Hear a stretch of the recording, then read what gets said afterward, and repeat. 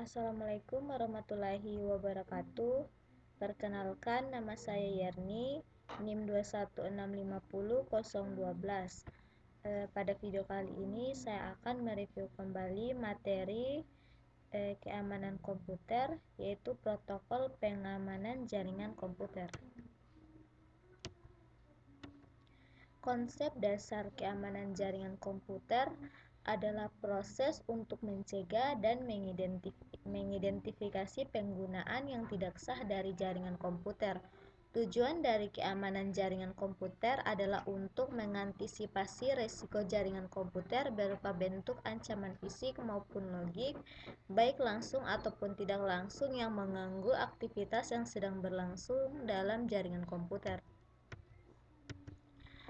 Elemen utama pembentuk keamanan jaringan komputer.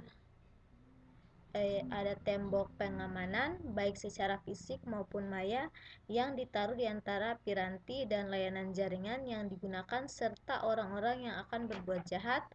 Kedua, rencana pengamanan yang akan diimplementasikan bersama dengan user lainnya untuk menjaga agar sistem tidak bisa ditembus dari luar. Bentuk ancaman komputer lainnya yaitu dari fisik, pencurian hardware komputer atau perangkat jaringan, kerusakan pada komputer dan perangkat komunikasi jaringan, trapping, bencana alam. Dari logik, kerusakan pada sistem operasi atau aplikasi, virus dan sniffing. Beberapa bentuk ancaman jaringan lainnya dari sniffer, yaitu peralatan yang dapat memonitor proses yang sedang berlangsung. Spoofing, penggunaan komputer untuk meniru atau dengan cara menimpa identitas atau alamat IP. Remote attack, segala bentuk serangan terhadap suatu mesin di mana penyerangan tidak memiliki kendali terhadap mesin tersebut karena dilakukan dari jarak jauh di luar sistem jaringan atau media transmisi.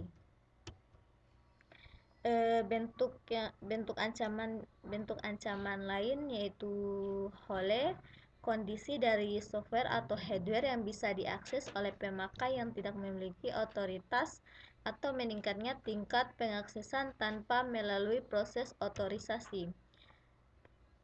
Bentuk ancaman lainnya juga dari tracking, berlaku menjadikan sistem pengamanan telepon melemah. Kemudian hacker. Bentuk ancaman dari hacker ini seperti orang yang secara diam-diam mempelajari sistem yang biasanya sukar dimengerti untuk kemudian mengelolanya dan men-share hasil uji coba yang dilakukannya. Hacker tidak merusak sistem. Kemudian bentuk ancaman lainnya juga dari hacker, yaitu orang yang secara diam-diam mempelajari sistem dengan maksud jahat, muncul karena sifat dasar manusia yang selalu ingin membangun atau salah satunya merusak. Cracker memiliki ciri-ciri, yaitu bisa membuat program C, C++ atau PR dan memiliki pengetahuan TCP atau IP, menggunakan internet lebih dari 50 jam per bulan, menguasai sistem operasi Unix atau VMC, suka mengoleksi software atau hardware lama, terhubung ke internet untuk menjalankan aksinya, melakukan aksinya pada malam hari dengan alasan waktu yang memungkinkan, jalur komunikasi tidak padat dan tidak mudah diketahui oleh orang lain. Cracker juga memiliki faktor yang melakukan serangan karena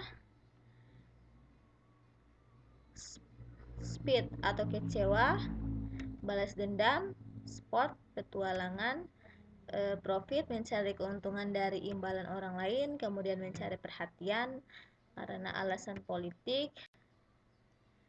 Kemudian faktor penyebab resiko keamanan jaringan komputer yaitu kelemahan manusia atau human error, kelemahan perangkat keras komputer, kelemahan sistem operasi jaringan, kelemahan sistem jaringan komunikasi.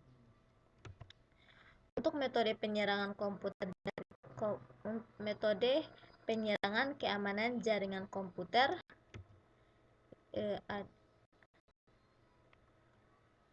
mendapatkan duplikasi pesan tanpa izin, mengirim atau menerima pesan menggunakan identitas lain tanpa izin, kemudian mencegah atau menangkap pesan dan mengubah isinya sebelum dilanjutkan ke penerima sebelumnya, menyimpan pesan yang ditangkap untuk pemakaian berikutnya, membanjiri saluran atau sumber lain dengan pesan yang bertujuan untuk menggagalkan pengaksesan pemakaian lain. Kategori serangan keamanan jaringan komputer. Yang pertama, interruption. Interruption, suatu sistem diserang sehingga menjadi tidak tersedia atau tidak dapat dipakai oleh yang berwenang. Contoh, perusahaan atau modifikasi terhadap piranti keras atau saluran jaringan. Kedua, interruption. User yang tidak berhak atau unauthorized mendapatkan akses file. Contohnya, penyadapan terhadap data dalam suatu jaringan. Serangan-serangan keamanan jaringan komputer, yaitu ada dari modification. User tidak berhak hanya mendapatkan akses, tetapi juga dapat mengubahnya. Contohnya, perusahaan nilai pada file data, modifikasi program sehingga berjalan dengan tidak semestinya, dan modifikasi pesan yang sedang ditransmisikan dalam jaringan. Keempat, fabrication. User yang tidak berwenang menyiapkan objek palsu ke dalam sistem, contohnya mengirim pesan palsu kepada orang lain. Lanjut, pengendalian AI membatasi akses ke jaringan. Yang pertama, membuat tingkatan akses. Melakukan pembatasan-pembatasan sehingga memperkecil peluang penembusan oleh pemakaian yang tak diotorisasi. Misalnya pembatasan login, pembatasan jumlah usaha login, tingkat akses yang diizinkan. Kedua, mekanisme kendali akses. Melakukan user authentication, yaitu masalah identifikasi pemakaian ketika login. Metode authentication didasarkan pada 3 cara. Yang pertama, sesuatu yang diketahui pemakai, misalnya password, kombinasi kunci, nama kecil ibu mertua. Sesuatu yang dimiliki pemakai, misalnya badge, kartu identitas, kunci, dan lainnya. Sesuatu mengenai ciri pemakaian. Yang ketiga, waspada terhadap rekayasa sosial. Mengaku sebagai eksekutif yang tidak berhasil mengakses dan menghubungi administrator via telepon. Mengaku sebagai administrator yang perlu mendiagnosa masalah network dengan menghubungi end user via email, fax, dan surat. Mengaku sebagai petugas keamanan e-commerce dengan menghubungi customer yang telah bertransaksi untuk mengulang kembali transaksinya di form yang disediakan olehnya. Pencurian surat atau password, penyuapan, dan kekerasan. Yang keempat, membedakan sumber daya internal dan eksternal. Memanfaatkan teknologi firewall yang memisahkan network internal dengan network eksternal dengan rule tertentu. Yang kelima, sistem authentication user. Sistem authentication user adalah proses penentuan identitas dari seseorang yang sebenarnya diperlukan untuk menjaga keutuhan, integriti, dan keamanan data. Upaya pengamanan proteksi password. Upaya untuk lebih mengamankan proteksi password antara lain salting, menambahkan string pendek ke string password yang diberikan pemakai sehingga mencapai panjang password tertentu. On-time password. User harus mengganti password secara teratur. User mendapatkan satu buku berisi daftar password. Setiap kali melakukan login, user menggunakan password berikutnya yang terdapat di daftar password. Tantangan tanggapan atau challenge response. User diberi kebebasan memilih suatu algoritma, misalnya X⁻³ ketika user login. Kemudian menuliskan di layar angka 3. Dalam kasus ini, user mengetik angka 27 agar login berhasil. Algoritma dapat berbeda di pagi, sore, dan hari berbeda, dari terminal berbeda, dan seterusnya.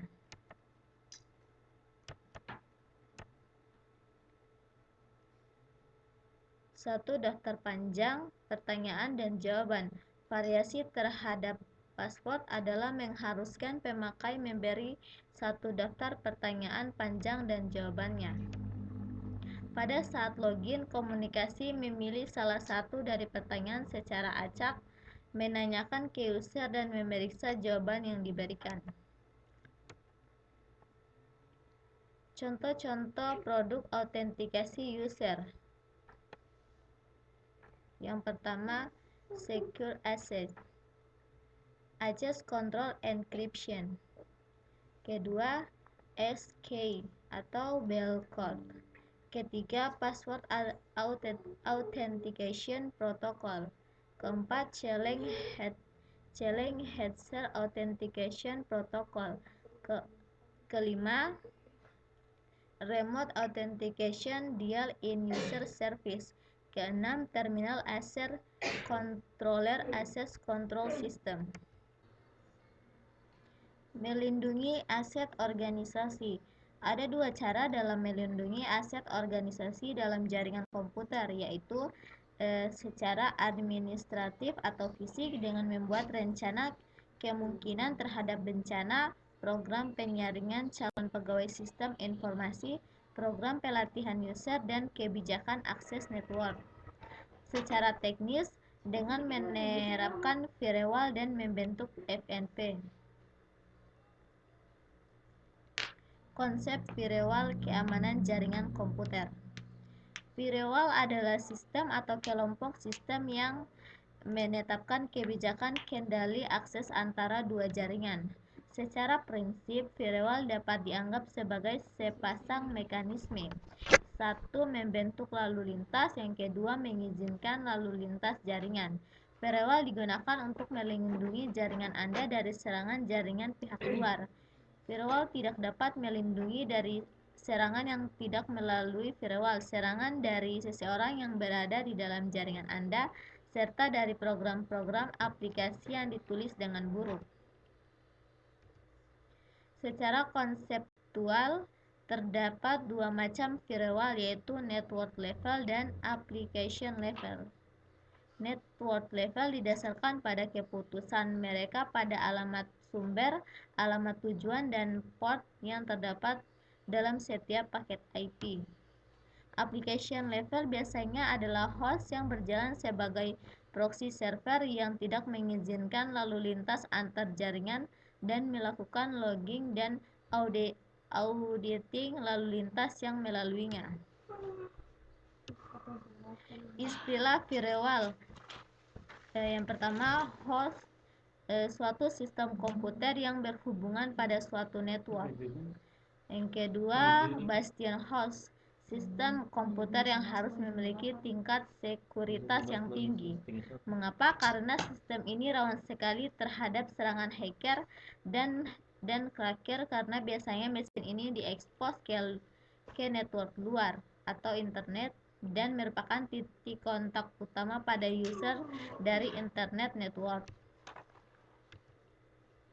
Ketiga, packet filtering, aksi dari suatu alat atau device untuk mengatur secara selektif alur data yang melintas suatu network. Dapat memblok atau memperbolehkan suatu paket data yang melintas network tersebut sesuai dengan kebijakan alur data yang digunakan.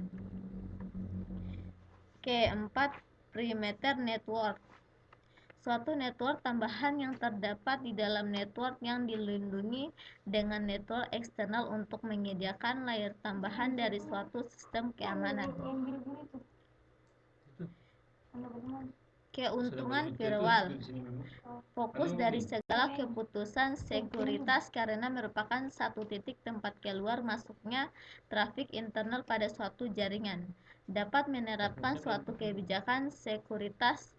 Tidak semua servis di internet aman digunakan, sehingga firewall berfungsi sebagai penjaga untuk mengawasi servis-servis mana yang dapat digunakan untuk menuju dan meningkatkan suatu network.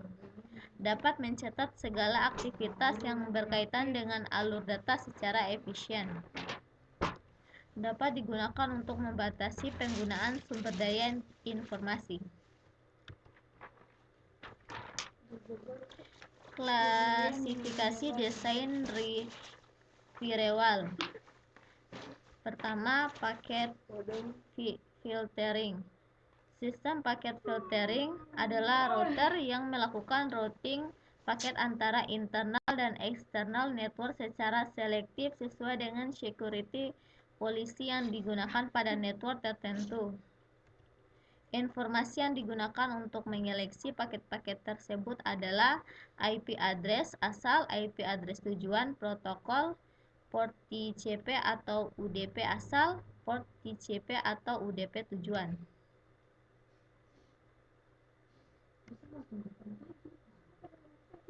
Klarifikasi desain firewall. Contoh routing paket seleksi yang dilakukan oleh screening router. Semua koneksi dari luar sistem yang menuju internal network diblok kecuali untuk koneksi SMTP.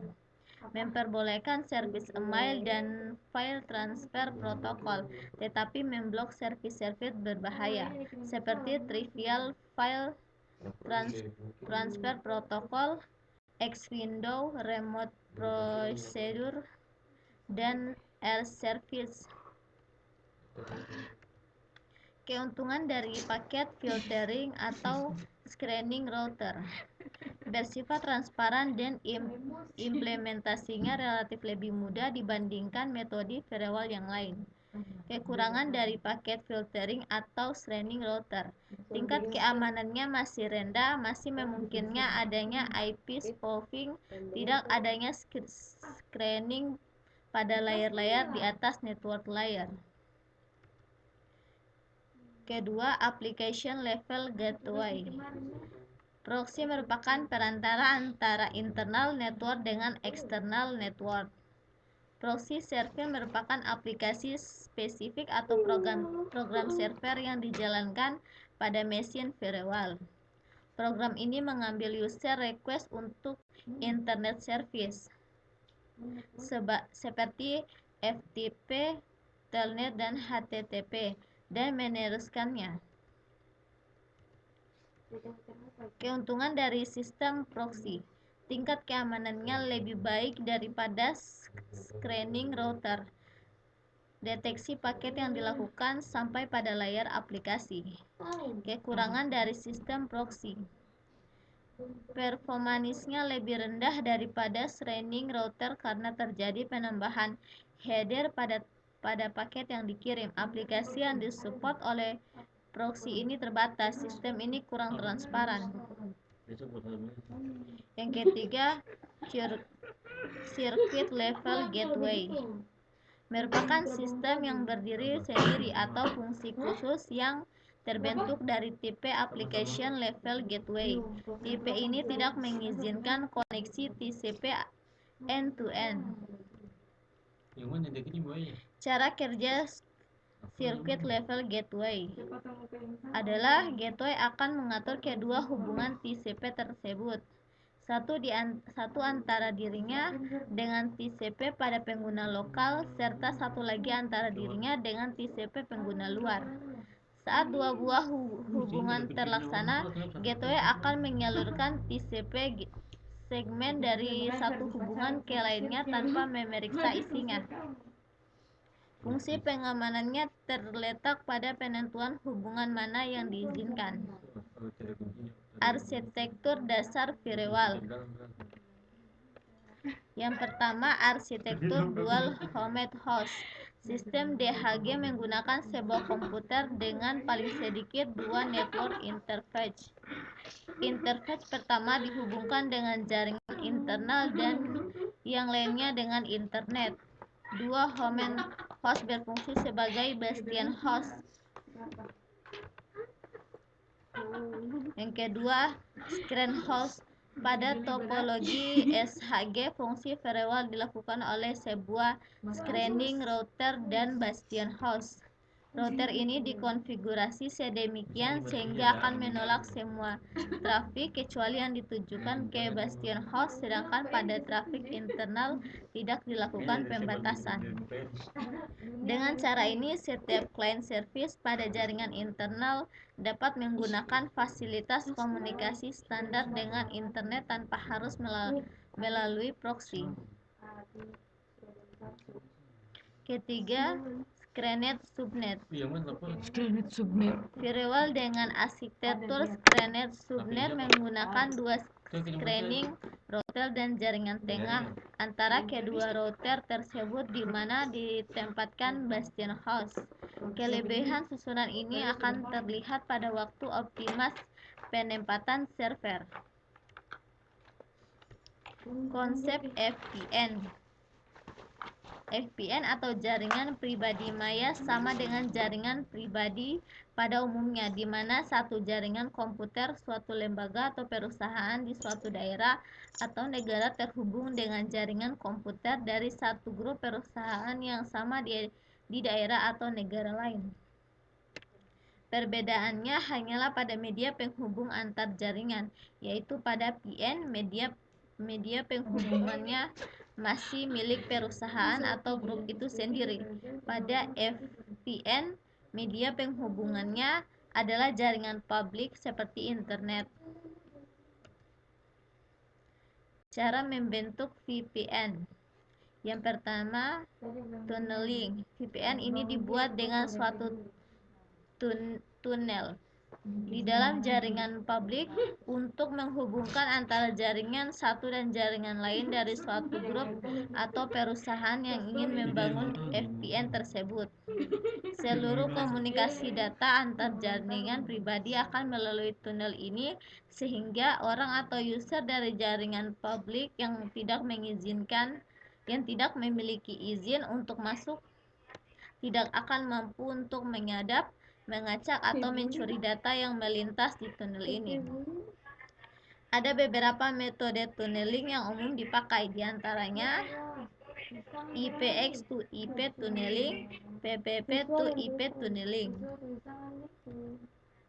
IPX to IP tunneling biasa digunakan dalam jaringan VPN novel network.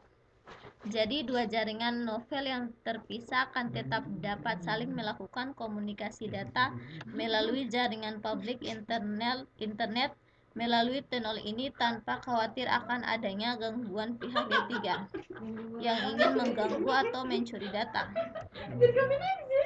Pada IPX to IP tunneling, paket data dengan protokol IPX akan dibungkus terlebih dahulu oleh protokol IP sehingga dapat melalui tunnel ini pada jaringan publik internet.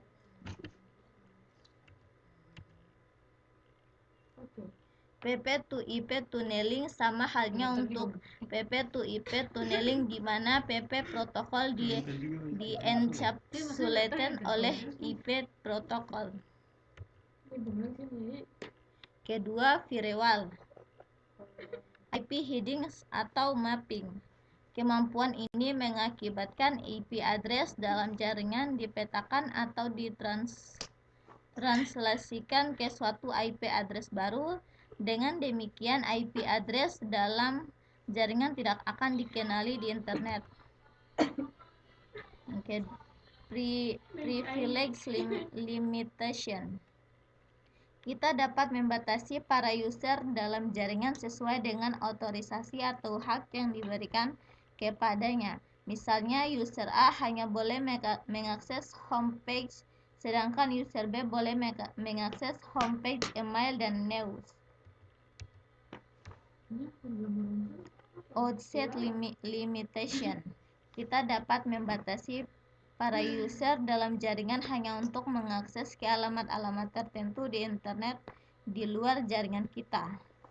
Incident limitation. Kadang-kadang kita masih memperbolehkan orang luar untuk mengakses informasi yang tersedia dalam salah satu komputer. Password and encryption authentication.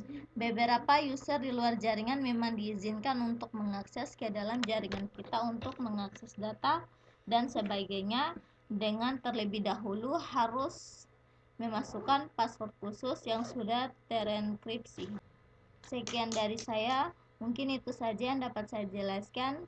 Lebih dan kurangnya mohon dimaafkan. Wabillahi taufiq wal hidayah. Wassalamualaikum warahmatullahi wabarakatuh.